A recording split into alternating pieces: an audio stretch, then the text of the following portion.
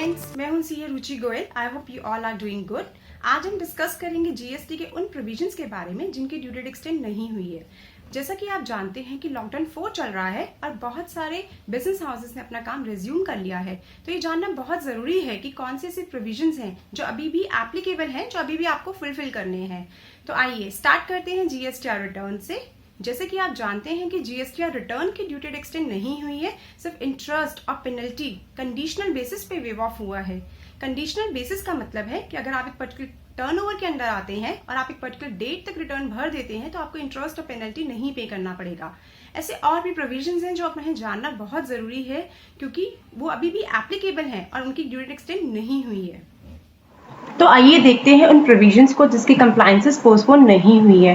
आप देख रहे हैं नोटिफिकेशन नंबर 35/2020। ये वो नोटिफिकेशन है जो आया था इस रिगार्ड में। अगर आप नीचे देखेंगे तो यहाँ स्पेसिफिकली मेंशन्ड है कि इन सब पे just extension of time shall not be applicable for compliances of the provision of the said act. इन सब प्रोविजंस पे ये एप्लीकेबल नहीं है एक्सटेंशन। सबसे पहले हम बात कर लेते हैं चैप्टर 4 की, जो कि है टाइम ऑफ सप्लाई का। टाइम ऑफ सप्लाई के किसी भी प्रोविजन पे एक्सटेंशन नहीं आया है। इसका मतलब ये है कि अगर आप अभी भी कोई सप्लाई कर रहे हैं तो उसके रिलेटेड सारे प्रोविजंस आप पे एप्लीकेबल होंगे, जैसे कि इनवॉइस रेज करने का डेट, उसकी टैक्सेबिलिटी। देन अगर ई वे बिल भी उस पर एप्लीकेबल है तो ई वे बिल के प्रोविजंस भी पोस्टपोन नहीं किए गए हैं। इन ऑल मीन्स अगर आप सप्लाई कर रहे हैं तो आपको इनवॉइस भी बनाना पड़ेगा, ई वे बिल भी बनाना पड़ेगा और उसकी टैक्सेबिलिटी का भी ध्यान रखना पड़ेगा। ऐसे और भी बहुत सेक्शन है जिन पे एप्लीकेबिलिटी नहीं है, जैसे कि हम देख रहे हैं सबसेक्शन 3 ऑफ सेक्शन 10 जो कि आता है opting out of composition scheme के ऊपर।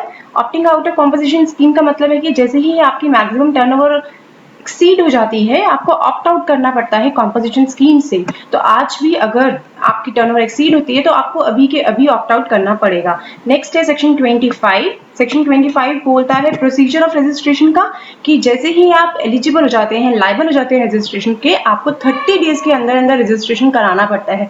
तो आज भी वो आपके ऊपर एप्लीकेबल है, कोई पोस्टपोनमेंट नहीं है उस सेक्शन को लेके। नेक्स्ट है सेक्शन 27 जो कि है सीटीपी और एनआरटीपी के लिए। सीटीपी होता है कैजुअल टैक्सेबल पर्सन और एनआरटीपी है नॉन रेजिडेंट टैक्सेबल पर्सन। तो अगर आप सीआरटीपी या एनआरटीपी का रजिस्ट्रेशन लेना था अगर आपको, तो आपको आज भी सेम टाइम ड्यूरेशन के अंदर अंदर लेना पड़ेगा, उसमें कोई पोस्टपोनमेंट नहीं आया है। नेक्स्ट है 31 सेक्शन जो कि होता है लायबिलिटी टू रेज इनवॉइस। जैसे कि हमने डिस्कस किया है, अगर आप अभी भी सप्लाई कर रहे हैं तो आपको रेज करना पड़ेगा इनवॉइस। सेक्शन 37 है जीएसटीआर 1 की फाइलिंग का। जैसे कि हम बता चुके हैं कि फाइलिंग डेट एक्सटेंड नहीं हुई है, only interest and penalty wave of हुई है कंडीशनल बेसिस पे, तो ये उसी पे है। नेक्स्ट अगर आप रिटर्न्स की बात करते हैं तो सिर्फ इन 3 जगह पे आपको एक्सेप्शन आया है, ड्यू डेट एक्सटेंशन आया है, जो कि रिटर्न्स हैं टीडीएस टीसीएस की, आईएसडी की, एनआरटीपी की। इनकी डेट्स का एक्सटेंशन आया है, बाकी किसी रिटर्न की डेट का एक्सटेंशन नहीं आया है। यह हमें बार बार ध्यान रखना पड़ेगा। नेक्स्ट सेक्शन है सेक्शन 47 जो कि होता है लेट फी का, 50 होता है पेनल्टी इंटरेस्ट का, 69 होता है पावर टू अरेस्ट का, 90 होता है लायबिलिटी ऑफ पार्टनर्स टू पे सर्विस टैक्स का, 122 है पेनल्टी का और 129 है डिटेंशन सर्च एंड सीजर का। जैसे कि मैंने कहा कि अगर आप ई वे बिल आप पे एप्लीकेबल है तो आपको ई वे बिल अभी भी रेज करना पड़ेगा। ध्यान रखिएगा, अगर आप ई वे बिल के बिना ट्रांसपोर्ट पे अपना सामान चढ़ाते हैं तो आपका जो व्हीकल है वो सीज हो सकता है और आपको हेवी पेनल्टीज पे करनी पड़ सकती हैं। तो ध्यान रखिए, क्योंकि अभी बहुत सारी कॉम्प्लिकेशंस आ रही हैं। गवर्नमेंट डिपार्टमेंट जो है वो अपनी बहुत मिनिमम कैपेसिटी पे काम कर रहा है। तो अगर ऐसी कुछ कॉम्प्लेक्सिटीज आपके बिजनेस में आ जाएंगी कि आपका सीज हो गया है तो उसको छुड़ाना बड़ा मुश्किल हो जाएगा। तो प्रेफरेबल यही है कि अपनी कंप्लायंसेस को आप टाइमली फुलफिल करें, उसे रोके नहीं कहीं पे। तो ये सारे कंप्लायंसेस थे कुछ सेक्शंस के। कुछ और भी हैं जैसे कि ई वे बिल, मैंने आपको बता ही दिया है कि ई वे बिल पे भी कोई एक्सटेंशन नहीं आया है। तो ये सारी कंप्लायंसेस अभी भी ऑनगोइंग है। जैसे कि आप अपना बिजनेस रीस्टार्ट कर रहे हैं, रिज्यूम कर रहे हैं अपना बिजनेस को, तो आप इमीडिएट बेसिस पे इन कंप्लायंसेस का ध्यान रखिए। और अगर आपने अभी तक ये नहीं ध्यान दिया है तो जैसे ही आप अभी ऑफिस जाते हैं तो आप अपने अकाउंटेंट, अपने कंसल्टेंट के थ्रू इनको कराएं, इमीडिएट बेसिस पे कंप्लीट कराएं, सो दैट कि आप इंटरेस्ट और पेनल्टीज के नेट में ना आए।